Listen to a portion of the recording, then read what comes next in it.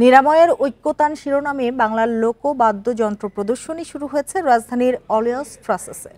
একতারা, দোতারা, মিরাট, বৈরাগী সহ প্রায় ১০০ রকম বাদ্যযন্ত্র নিয়ে এই আয়োজন, যা এদেশের বাউল শিল্পীরা ব্যবহার করতেন কিন্তু কালের স্রোতে এখন হারিয়ে যাওয়ার পথে।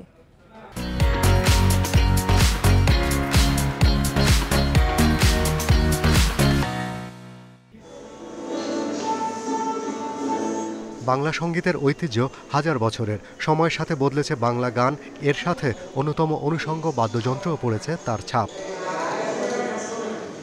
মোহাম্মদ জাকির হোসেন কম্পিউটার প্রযুক্তিবিদ হওয়ার পরও সঙ্গীতের প্রতি তার ভালো লাগা থেকে গড়ে তুলেছেন এই সংগ্রহশালা, যেখানে আছে হাজার বছরের বাংলা গানের ব্যবহৃত জনপ্রিয় ও হারিয়ে যাওয়া সব বাদ্যযন্ত্রের সম্ভার। বাউল, ভাটিয়ালি, পল্লীগীতি গানে ব্যবহৃত এই যন্ত্রের পাশাপাশি আদিবাসীদের বাদ্যযন্ত্রও প্রদর্শিত হয়। এ যেন সংস্কৃতির শেকড়ের সাথে নগর জীবনের পরিচয় করিয়ে দেয়া। আমাদের south Asian music it can hill, তার মধ্যে বাংলা সঙ্গীত এটা আসলে একটা বউয়ের মতো বলা যায়, নতুন একটা পালকিতে চড়া একটা নববধূর মতো বলা যায়। এত সুন্দর, এত এর আবেদন আত্মার ভিতরে যে প্রশান্তি আনে। শিল্পী ও গবেষক জাকির গাইবান্ধায় গড়ে তুলেছেন সঙ্গীত গবেষণা কেন্দ্র অবকল্প। সেখানে আবহমান কাল ধরে প্রান্তিক জনগোষ্ঠীর ব্যবহৃত বাদ্যযন্ত্র নতুন করে তৈরি করছেন। এতে যে বিশেষ ধরনের কাঠ ব্যবহার করছেন তার পরিচয় রেখেছেন প্রদর্শনীতে।